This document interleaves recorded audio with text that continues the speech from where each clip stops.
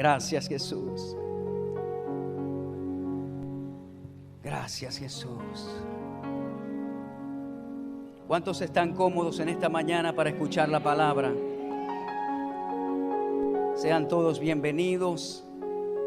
Y qué bueno es congregarnos en el nombre que es sobre todo nombre, Jesucristo de Nazaret. Hoy quiero impartir una palabra que recibí en estos días, temprano en la mañana, como petición a una oración que estaba haciendo al Señor. Y hoy quiero compartirla con todos ustedes, amados de Dios, especial tesoro del Señor. Y quiero decirles que nuestro Dios, Él no está lejos, desconectado de nuestra situación. Él no está lejos, desconectado de nuestra situación. Dice la Escritura que todos los cabellos de nuestra cabeza están contados. Así de bien Él nos conoce. Él nos conoce tan bien que nosotros tenemos una singularidad en nuestra huella dactilar. Ninguna otra persona lo posee. Nosotros tenemos una composición genética, un ADN que otro ser humano en la tierra no posee.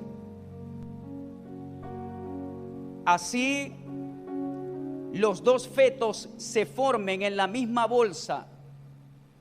Cada uno va a nacer con un ADN diferente. Hay una singularidad, una particularidad con la cual Dios nos ha creado. Y si Él tomó en cuenta en el vientre de nuestra madre esa particularidad, ¿usted cree que al nacer entonces Él se va a desconectar de esa particularidad y va a decir, tú arréglatela solo en la vida hasta que mueras? El mismo Dios que te pensó y que te creó, el mismo Dios que te dio esa singularidad, es el mismo Dios que camina con nosotros cada día de nuestra vida. Y no solamente eso, sino que Él conoce nuestras debilidades. Y en estos días le oraba al Señor y le presentaba ante Él una situación. Y recibí una impresión en mi vida: tráelo a la cruz. Y así quiero intitular el mensaje de esta mañana: tráelo a la cruz. Porque yo estoy seguro que todos los que estamos aquí tenemos algo que traer a la cruz de Cristo. El problema es que la mayoría no sabemos lo que representó y lo que representa la cruz de Cristo. Pero en esta mañana saldremos con una revelación de ese punto de partida y que fue en su tiempo un punto de llegada. Quiero leer Isaías capítulo 53 versículo 1, si lo podemos colocar en la pantalla, por favor. Isaías 53 versículo 1 en adelante, un capítulo muy conocido por la iglesia, pero un capítulo que posee una revelación y un impacto histórico en la tierra como ninguno otro. El profeta Isaías profetiza esto que voy a leer aproximadamente 700 años antes de la manifestación del Mesías en la tierra. Dice Isaías: ¿quién ha creído a nuestro anuncio? ¿Y sobre quién se ha manifestado el brazo de Jehová? Subirá cual renuevo delante de él, y como raíz de tierra seca no hay parecer en él, ni hermosura. Le veremos más sin atractivo para que le deseemos. Despreciado y desechado entre los hombres, varón de dolores, experimentado en quebranto, y como que escondimos de él el rostro, fue menospreciado y no lo estimamos. Ciertamente llevó él nuestras enfermedades y sufrió nuestros dolores. Y nosotros le tuvimos por azotado, por herido de Dios y abatido. Mas el herido fue por nuestras rebeliones, fue molido por nuestros pecados. El castigo de nuestra paz fue sobre él, y por su llaga fuimos nosotros curados. Todos nosotros nos descarriamos como ovejas, cada cual se apartó por su camino, mas Jehová cargó en él el pecado de todos nosotros. Angustiado él y afligido, no abrió su boca. Como cordero fue llevado al matadero, y como oveja delante de sus trasquiladores enmudeció y no abrió su boca. Por cárcel y por juicio fue quitado, y su generación, ¿quién la contará? Porque fue cortado de la tierra de los vivientes, y por la rebelión de mi pueblo fue herido. Y se dispuso con los impíos su sepultura, mas con los ricos fue en su muerte, aunque nunca hizo maldad, ni hubo engaño en su boca.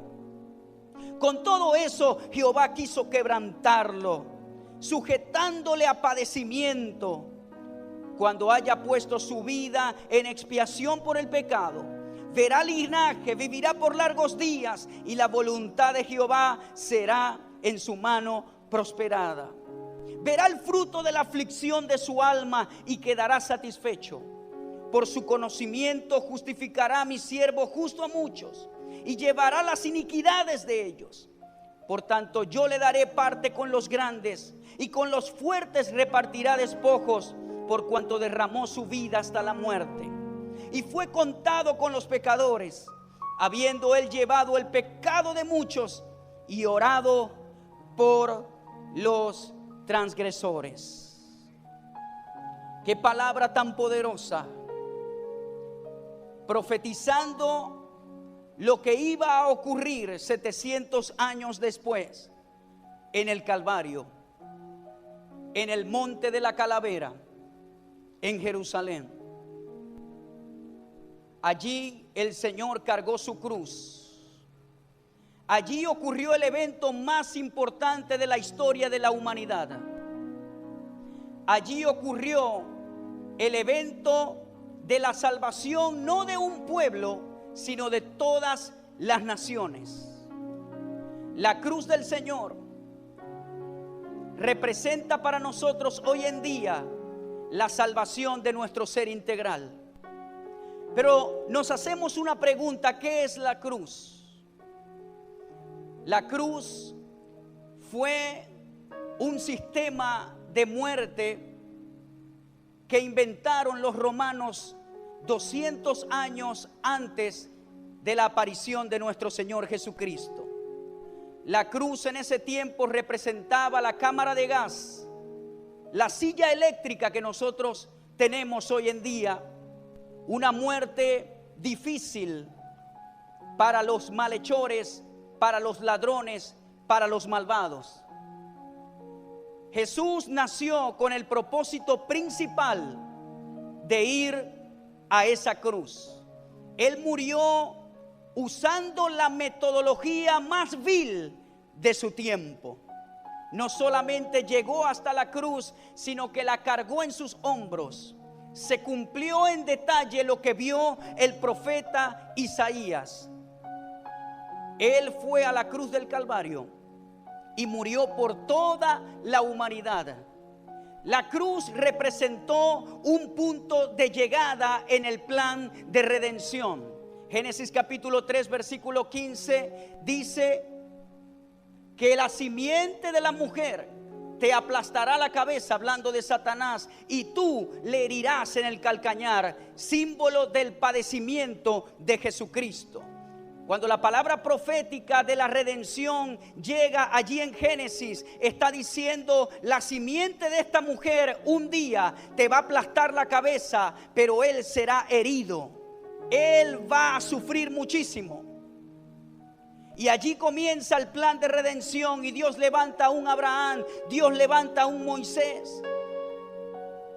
Y comienza la línea sanguínea de la profecía mesiánica para llegar a la cruz del Calvario. Uno de los retos de Dios más fuertes en la historia ha sido la preservación de la línea, del linaje del Mesías Salvador. Él tuvo que preservar esa línea en la tribu de Judá. La tuvo que cuidar como cuida un padre a un hijo. Tuvo que caminar con esa línea. El enemigo muchas veces la quiso tocar. Él quiso matar a Moisés cuando nació. Él quiso aniquilarlo.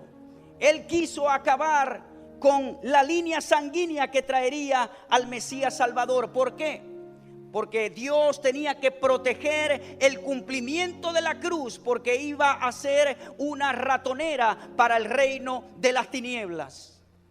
Ese evento de la cruz es lo que marca nuestra vida. Si Jesucristo no hubiese ido a la cruz, todo el plan de redención se hubiese ido por la borda, se hubiese perdido. Pero el plan de redención, su seguridad, se basaba en la cruz del Calvario. Si el Hijo de Dios llegaba allí perfecto, sufría y cumplía las Escrituras, entonces los resultados que habla Isaías en el versículo 11 y 12 sería exitoso para el plan de redención. El plan de redención no ha terminado todavía. El plan de redención termina con el juicio de Satanás lanzado en el lago de fuego después de los 1000 años que viene la guerra de Armagedón, y dice que el Señor entonces lo tomará con su poder y lo lanzará en el lago de fuego. Pero ya tenemos gran parte, digamos un 70%, que se selló la redención en la muerte de Jesucristo. Porque ya el hombre no tiene que hacer nada para ganarse la salvación. El hombre no tiene que hacer nada para sanarse. Solamente creer en lo que ocurrió en la cruz del Calvario. Satanás trató de impedir este evento. En una oportunidad, dice Mateo 16:21, que Jesús comenzó a declarar a sus discípulos que le era necesario ir a Jerusalén y padecer mucho de los ancianos, de los principales sacerdotes y de los escribas, y ser muerto y resucitar al tercer día. Dice que Pedro, tomándolo aparte, comenzó a reconvenirle diciendo: Señor, ten compasión de ti, en ninguna manera esto te acontezca. Y el Señor pudo discernir que no era Pedro el que estaba hablando, sino que era el mismo Satanás que estaba impidiendo el plan de redención, que se ejecutara el paso o el punto de llegada más importante de este plan, que era llegar a la cruz. Y el Señor pudo discernir que era Satanás hablando a través de Pedro, y le dijo: quítate delante de mí, Satanás, me eres tropiezo, porque no pones la mira en las cosas de Dios, sino en las cosas de los hombres. Él pudo ver que Satanás le estaba hablando. Si Jesús no hubiese llegado a la cruz, pobre de la humanidad, pobre de nosotros, la cruz era el punto máximo de llegada en el plan de redención. Y el Señor les dijo a sus discípulos: si alguno quiere venir en pos de mí, niéguese a sí mismo y tome su cruz y sígame. Porque todo el que quiere salvar su vida la perderá, y todo el que pierda su vida por causa de mí la hallará. Porque ¿qué aprovechará el hombre si ganare todo el mundo y perdiere su alma? ¿O qué recompensa dará el hombre por su alma? El Señor le dice a Pedro: Pedro, yo me he negado a mí mismo. El Señor sabía que su destino profético era morir en una cruz. El propósito, la palabra éxito para Jesús era morir como un ser malvado en una cruz. Ese era el destino de Jesús. Y el Señor le dice: Pedro, hay que tomar la cruz para poder seguirme. Esa es una de las formas figurativas que tomó la palabra cruz. Cruz significa sacrificio. Es decir, el Señor está diciendo, si usted quiere ser efectivo en el reino de Dios, usted tiene que negarse a sí mismo y tomar una cruz. ¿Cómo se llama esa cruz? La cruz del sacrificio, de la muerte al yo. ¿Cuántos quieren ser usados por el Señor en esta mañana? Entonces tú tienes que tomar tu cruz. De repente tu cruz se llama, no sé, digamos tiempo. Tu cruz quizás se llama, puede ser fiestas, puede ser adicciones, puede ser pecados ocultos. Tienes que tomar tu cruz y morir a esas cosas para que entonces pueda florecer el propósito de Dios. El Señor le dijo a Pedro, Pedro, yo estoy ya muerto. Yo no voy a morir en la cruz. Ya el Señor estaba muerto a sí mismo. Él estaba caminando. Lo que dijo el apóstol Pablo. El apóstol Pablo dijo, lo que yo vivo en la carne, lo vivo en la fe del Hijo de Dios. Todo yo lo he tenido por basura para hallar a Jesucristo. Jesús ya estaba muerto en su carne, porque Él tenía sus ojos puestos en el propósito de Dios. Muchos queremos servirle a Dios, pero sin morir en la carne, sin tomar nuestra cruz y seguirle. Aquel que quiere ser usado por Dios grandemente, hay una cruz que siempre vas a encontrar. Hay una cruz que siempre Dios te va a revelar y te va a decir, yo quiero que sacrifiques esa área de tu vida. ¿Cuál será esa cruz?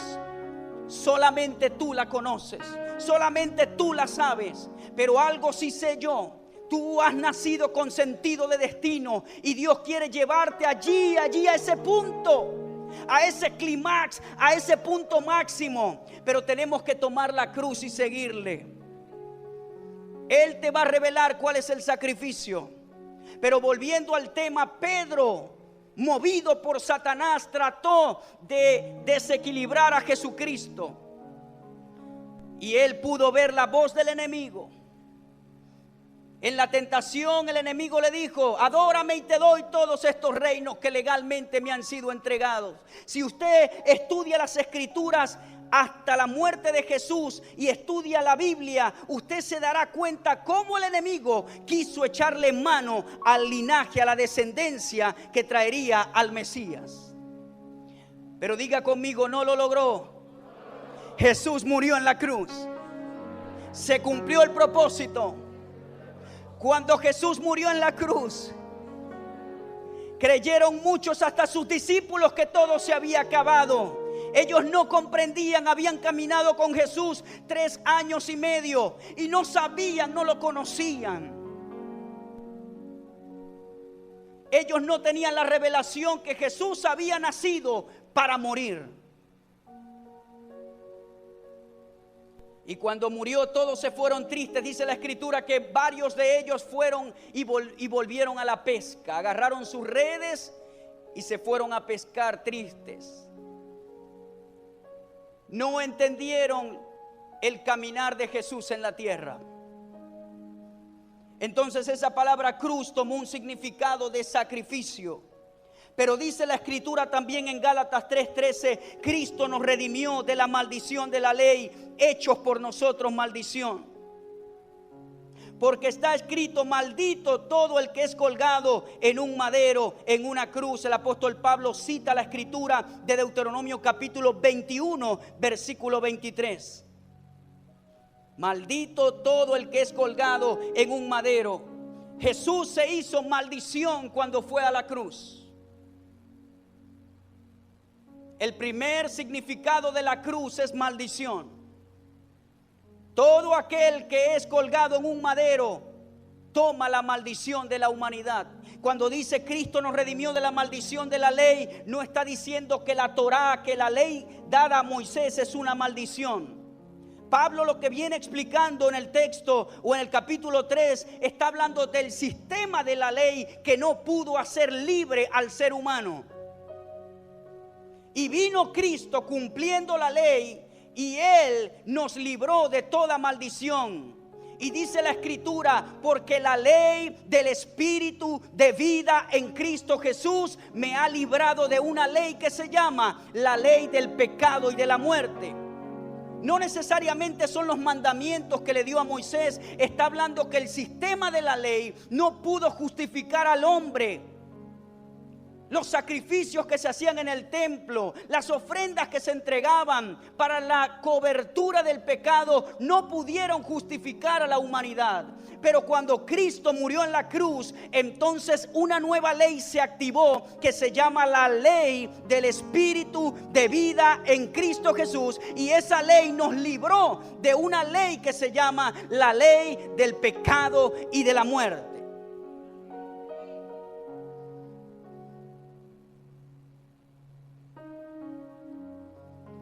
Esa cruz simbolizaba que Cristo estaba cargando todo el pecado de la humanidad. Todo el pecado fue cargado en él. Y cuando Jesús estaba en la cruz, en Juan 19:30 dice, cuando hubo tomado el vinagre, dijo: consumado es. Y habiendo inclinado la cabeza, entregó el Espíritu. Consumado es la expresión que selló el plan de redención. Esa palabra consumado es significa está hecho o está cumplido. Cuando Jesús dice consumado es, número uno, quiso decir que todos los tipos, promesas y profecías fueron ahora plenamente cumplidos en él. Segunda de Corintios 1:20 dice: porque todas las promesas de Dios son en él sí y en él amén. Cuando él dice consumado es, toda la tipología, todas las promesas, todas las profecías en ese momento se cumplen en la muerte de Jesús. Dice Charles Spurgeon: ahora, y lo digo sin ningún temor, si todos los más grandes intelectos de todas las edades se pusieran a resolver este problema, a inventar otra clave para los tipos y las profecías, no podrían hacerlo. Lo veo, hombres sabios, ustedes están descifrando estos jeroglíficos.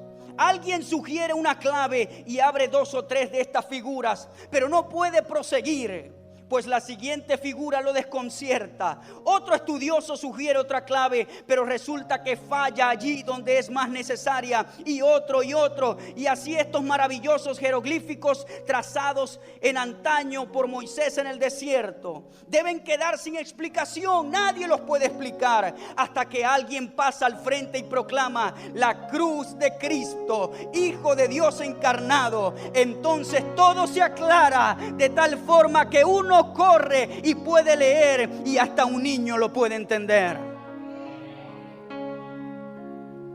Alguien trata de cumplir algo, pero al mismo tiempo quebranta por aquí. Alguien trata de cumplir y trae una ofrenda de palominos, pero al mismo tiempo puede quebrantar otro mandamiento. Y el hombre se encuentra en una encrucijada, se encuentra en una ratonera donde no puede salir, porque si cumplo este mandamiento, después quebranto aquel y después quebranto este. Y el hombre no podía salir del pecado. La culpabilidad estaba en su corazón, pero alguien corre a tu lado y dice: Cristo murió en la cruz. No tienes que vivir culpable, no tienes que vivir con ese sentido de condenación. Cristo ahora me limpió con su sangre. Ahora, cada día que me levanto con futuro, me levanto con perdón en mi corazón, porque Él murió en la cruz. Él murió. Él hizo real todo. Toda la ley la hizo real. El evangelio es sencillo. La gente lo trata de complicar. En el Nuevo Testamento se escribió en un griego que se llama koiné. El griego koiné era el griego más informal que existía en el tiempo de Jesús.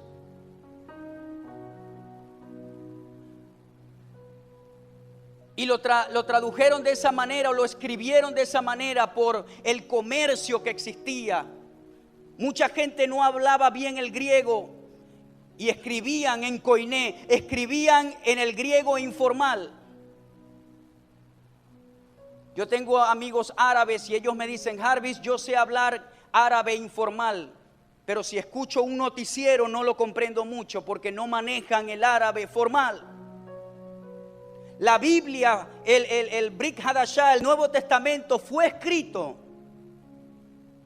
en un griego sencillito para que todo el mundo lo pueda entender. El plan de Dios es sencillito. No lo trate de complicar.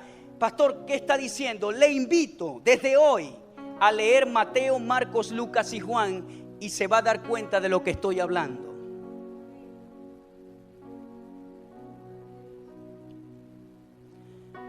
Cuando usted tenga la oportunidad de predicar, busque el rostro de Dios, busque la palabra que Dios le ponga en el corazón. Pero no trate de ser un doctor, porque la palabra es sencilla. Y cuando usted enseña lo que Jesús enseñó, en estos días estaba leyendo el Sermón del Monte, y yo decía: Dios mío, si nosotros tratamos de enseñar en la iglesia el Sermón del Monte, ¿cuántos domingos nos tardaremos? Se dice que el Señor enseñó por horas en el Sermón del Monte. Y allí dijo de todo, pero cuando usted lee el Sermón del Monte, usted dice: Jesús era el maestro más sencillo, más comprensible que alguien pueda escuchar. Y hoy en día los teólogos lo hacen difícil. Pero cuando usted va a la palabra de Dios, la Biblia es sencilla de entender. Por supuesto, con la ayuda del Espíritu Santo. Si usted la trata de estudiar sin su ayuda, va a sacar conclusiones locas y se va a confundir. Cuando Jesús dijo: consumado es, no solamente fueron todos los tipos y las profecías y las promesas consumadas así en Cristo, sino que todos los sacrificios tipo de la antigua ley judía fueron abolidos y también fueron explicados. Romanos 8:2 dice: porque la ley del Espíritu de vida en Cristo me ha librado de la ley del pecado y de la muerte. Si una persona tocaba a un cadáver, tenía que presentarse al sacerdote con una ofrenda para ser santificado. Si no me equivoco, creo que eran 2 tórtolas. Si un hombre tenía flujo de semen, tenía que presentarse ante el sacerdote y presentar una ofrenda para santificarse. Si una persona tocaba a mujer con menstruación, tenía que presentarse con una ofrenda para santificarse. Todo tenía un ritual estricto, pero todo tenía un cumplimiento en la vida del Mesías. Entonces, cuando Jesús dice consumado es, todos esos sacrificios son abolidos, porque ahora el sacrificio máster, vamos a decirlo, se llevó a cabo. Jesús en la cruz. Ahora su sangre nos limpia de todo pecado. ¿Cuántos, le voy a decir algo, cuántos aquí han pecado últimamente? A ver, ¿cuántos han pecado últimamente? Si usted no levanta su mano, posiblemente tenga un concepto de pecado equivocado. Hay varios conceptos de pecado, pero uno de los más comunes es fallar al blanco, equivocarse. Cuando usted piensa algo equivocado, es pecado. Cuando usted habla algo que es una imprudencia y daña a alguien, es pecado.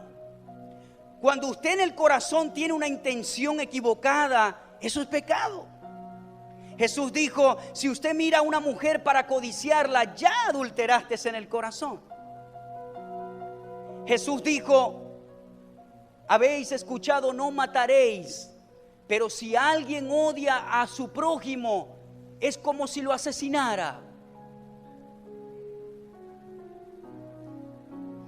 El hombre ha tipificado, ha conceptualizado el pecado como una gran cosa que es visible a los ojos humanos. Alguien que está en la prostitución, en la desviación moral, en la borrachera, y todo eso es pecado y está mal y te va a conducir a la muerte. Pero ¿qué tal el odio que hay en tu corazón por ese vecino? ¿Qué tal el pecado de murmuración y de contienda? ¿Qué tal esa raíz de amargura que no te deja tranquilo? ¿Será que eso es pecado? ¿Ah? ¿Será que esas palabras que siempre hablas, que no están alineadas con lo de Dios, es pecado? ¿Será que ese pensamiento morboso que no te deja tranquilo de noche es pecado? ¿O esa adicción que tienes a la pornografía, que en lo oculto estás allí atado y nada te puede desatar, será pecado? Todos en una u otra manera pecamos y necesitamos perdón inmediato. Ahora déjeme decirle algo. Nosotros los hijos de Dios no somos pecadores, pero sí pecamos. ¿Cómo es eso, pastor? Los hijos de Dios no somos pecadores porque tenemos la naturaleza de Dios. Y la naturaleza de Dios no puede pecar. Primera carta de Juan. Pero sí dice Juan, si nosotros pecamos, clamemos a la sangre de Jesucristo, que ésta nos limpia de todo pecado. Todos los días, yo quiero que mire acá, todos los días necesitamos su sangre. Pero la buena noticia es que Él llegó a la cruz. Llegó santo, sin mancha, cumplió todos los requisitos, resucitó al tercer día y se presentó en el lugar santísimo celestial y dijo: Padre, aquí está mi sangre, que es la que va a limpiar por toda la eternidad los pecados pasados, presentes y futuros fueron perdonados. ¿Significa eso que nosotros vamos a pecar en el futuro intencionalmente? No estoy hablando de eso. Pero sí le estoy diciendo que esa sangre mañana le va a limpiar. Amén. Pero ¿qué pasa cuando usted falla? Viene la voz del enemigo y dice: tú no sirves para nada. ¿Te ha pasado? A mí me ha pasado. No sirves para nada. No usted, es un ejemplo. Tú vas a la iglesia y mira lo que hiciste. Mira el pecado que cometiste. Eres un hipócrita. No vayas más. Si te tomaste una caja, lánzate 3 días más. ¿Para qué? Mira lo que hiciste con esa mujer en oculto. Engañaste a tu esposa. Tú no eres nadie. Y el enemigo está allí, y está allí, y está allí, y está allí, hasta que te hace sucumbir. Pero hoy el Señor te ha traído a esta casa, a este recinto, para decirte: mi sangre es poderosa para limpiar, tan blanco como la nieve. Amén.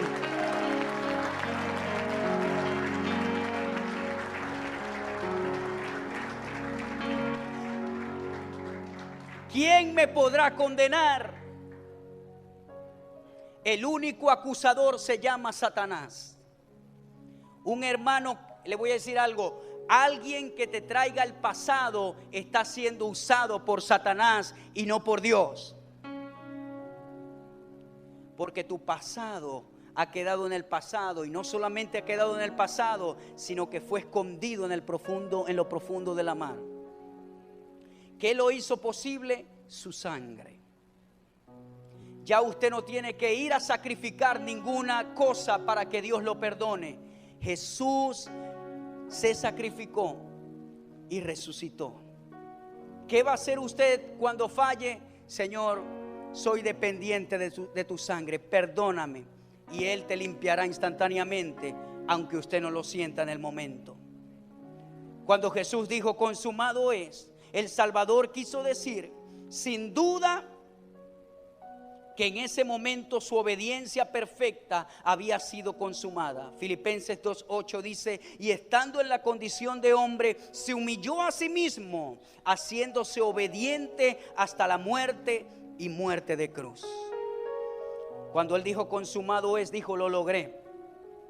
Como aquel estudiante de la universidad que pasó problemas, que pasó hambre, que le rasparon una materia una y otra vez, pero finalmente está recibiendo el título y dice lo logré.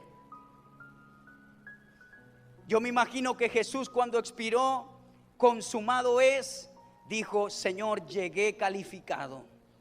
El enemigo no me pudo hacer tropezar. Y quizás usted dice: ¿qué lo va a hacer tropezar si Jesús era Dios? No, Señor, Él vino a esta tierra como humano, y por eso dice que Él conoce nuestras debilidades e intercede por nosotros y está allí para socorrernos.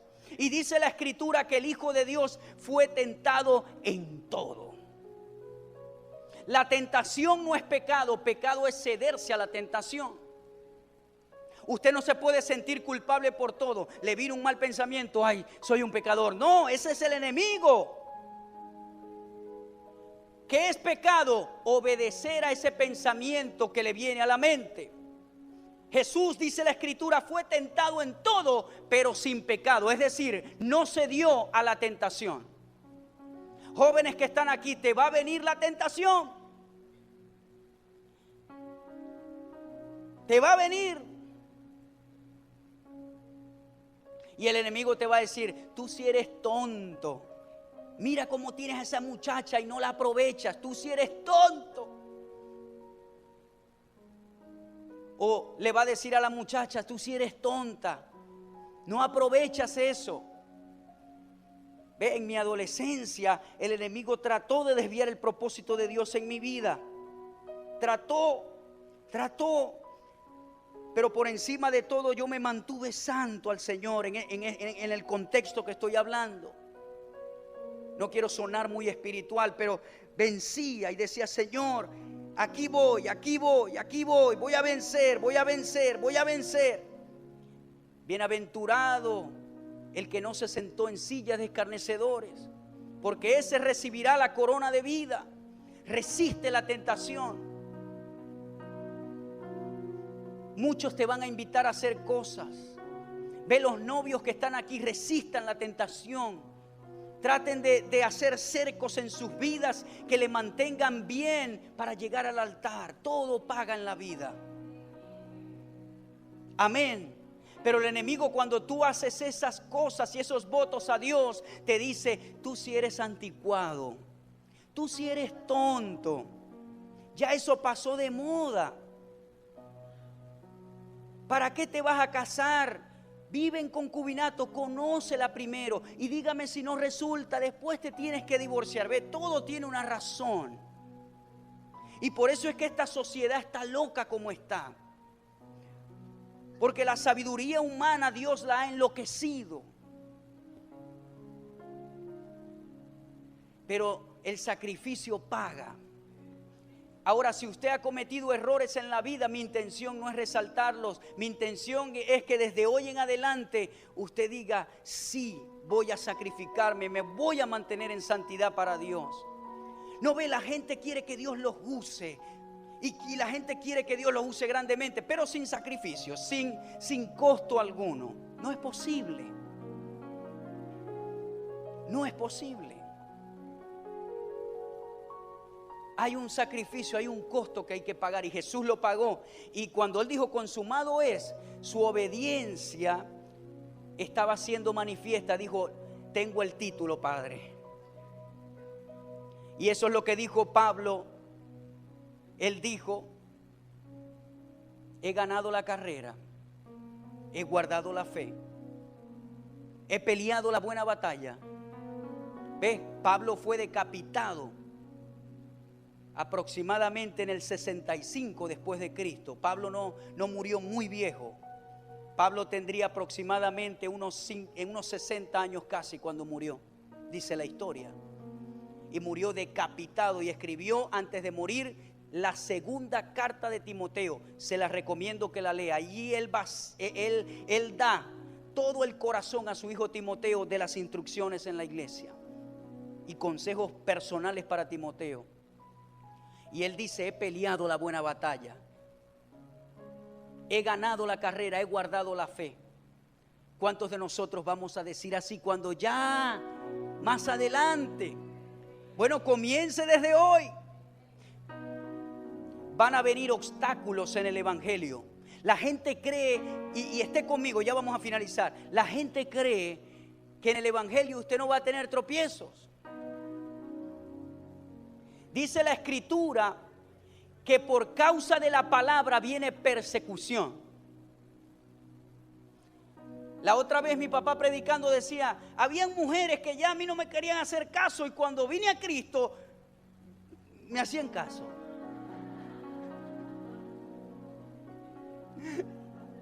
Y usted se pregunta: pero antes yo estaba atrás y nada, y ahora que estoy buscando a Dios. Porque cuando uno busca la palabra viene persecución. Pero usted tiene que saltar los obstáculos. Obstáculo que venga, obstáculo que salte. Por eso es que Pablo dijo: he ganado la carrera. Esto es una carrera. Todos salen con fuerza, pero no todos llegan con fuerza. Entonces usted va tranquilito allí, tranquilito, peleando la buena batalla. Pero lo más importante es que ya el Señor la ganó por ti. Tú lo que tienes es que obedecerle y seguir sus pasos. Amén. Consumado es lo número 4. Pero además el Salvador quiso decir que la satisfacción que Él dio a la justicia de Dios había sido consumada. Ahora la deuda había sido cancelada, había sido saldada hasta el último centavo. Colosenses 2:14 dice: anulando el acta de los decretos que había en contra de nosotros, que nos era contraria, quitándola de en medio y clavándola en la cruz. Había un acta contraria en contra de la humanidad, pero el Señor la clavó en la cruz. Ve lo importante que fue Jesús ir a la cruz. Y eso no pasó hace mucho, pasó solo hace 2 milenios atrás, con unos 16 años.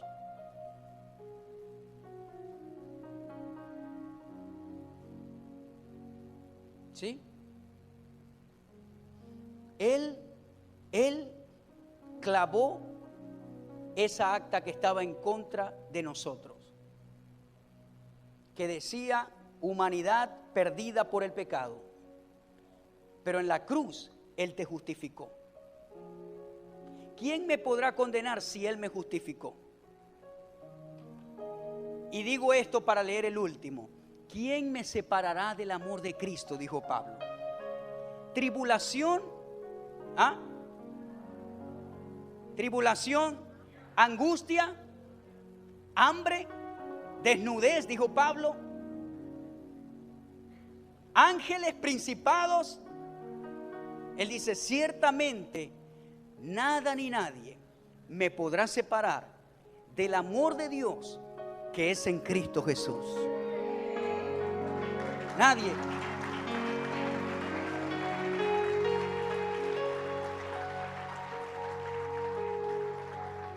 Y número 5, él dice: además, cuando dijo consumado es, Jesús había destruido totalmente el poder de Satanás, del pecado y de la muerte.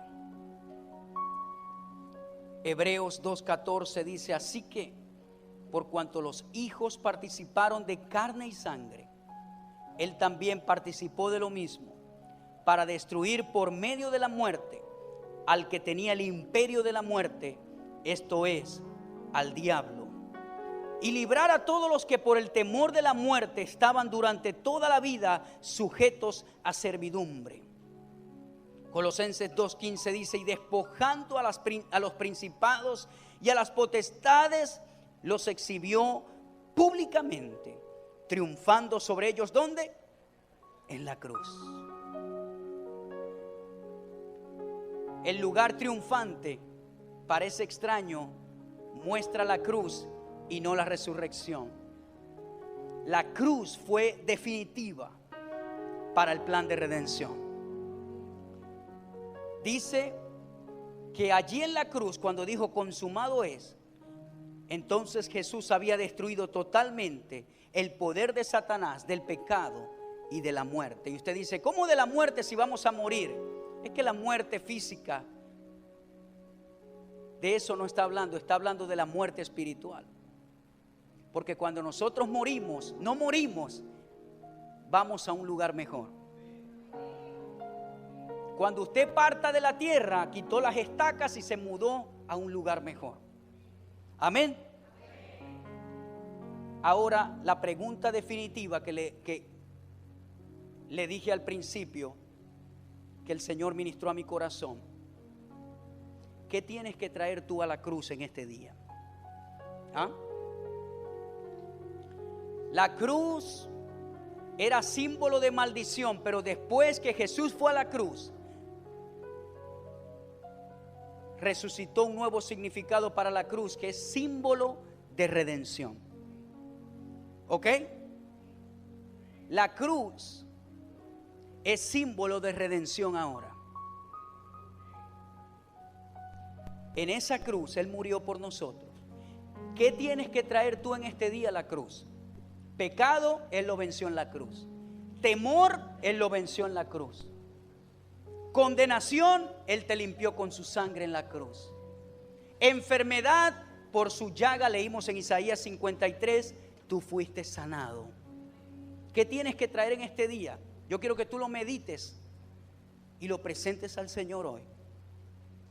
Dice la Escritura que ya tú no tienes que vivir esclavizado por el temor a la muerte, porque Él derrotó a aquel que tenía el imperio de la muerte, a Satanás.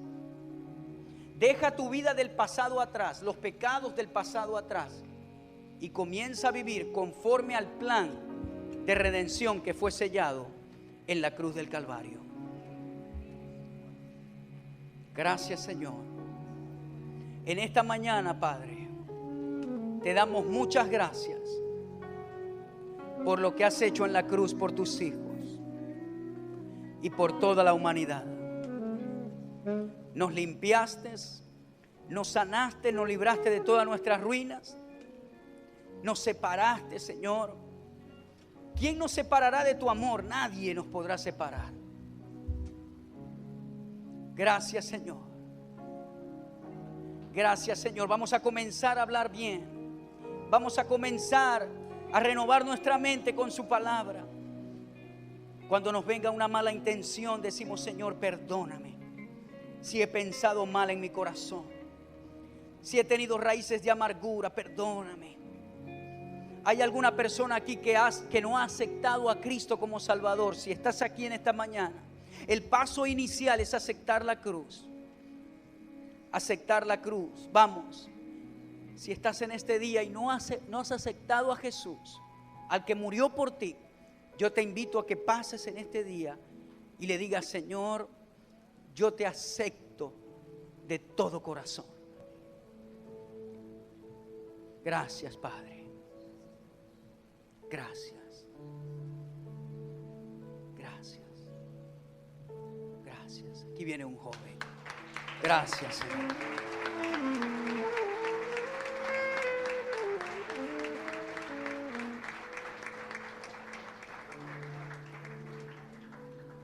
Gracias, Jesús. Pasa. Bendiciones.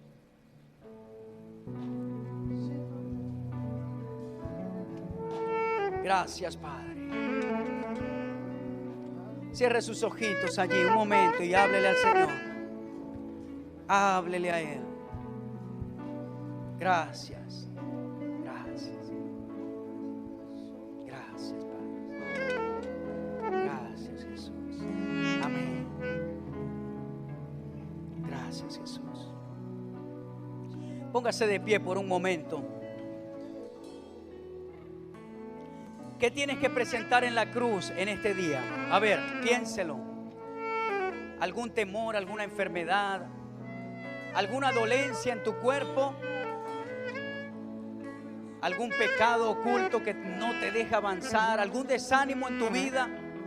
A ver, cierra tus ojitos y dile: Señor, ¿Qué tengo que presentar en la cruz en este día? Quizás usted en esta mañana vino afligido, vino confundido en su mente, vino presionado. Todos en la vida tenemos lidias, tenemos cosas que a veces nos molestan.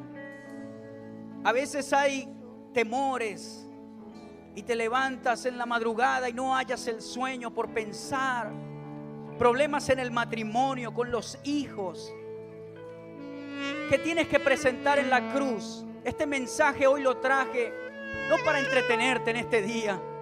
Lo traje para que vieras el significado tan poderoso que hay en la cruz del Calvario. Esa cruz, ya ese evento pasó físico, pero en el mundo espiritual esa ubicación geográfica quedó para que allí traigamos todo peso, todo pecado, todo lo que nos asedia, todo lo que nos molesta y nos aflige, toda enfermedad. ¿Qué hay imposible para Dios? Nada. ¿Qué enfermedad estás padeciendo en este día? ¿Te diagnosticaron una enfermedad incurable? No te mentalices, no lo aceptes. No seas natural. Di: Señor, en la cruz tú te llevaste la enfermedad que yo tengo. Tú te llevaste este dolor. Tú te llevaste este reporte, Señor. Hoy lo entrego en la cruz. Hoy, Señor, yo lo entrego en la cruz. Vamos, háblele. Oh, yo si tan solo tocar el borde de su manto, libre sería, porque delante de ti lo único que necesito es un toque, Señor.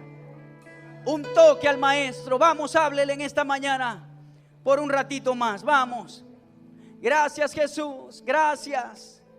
Hoy presentamos los temores.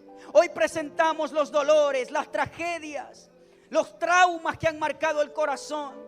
Señor, hoy te presento, Padre, a Justin. Y te doy gracias, Padre, porque su cuerpo recobra su movimiento completo. Oh, Señor, esta casa te ha pedido ese milagro y ya está ocurriendo.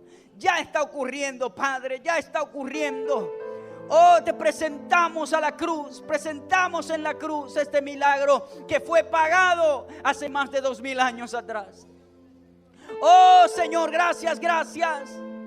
Presentamos las debilidades, los pecados que mis hermanos no pueden sobrellevar vida. Vamos, presente en la cruz el problema.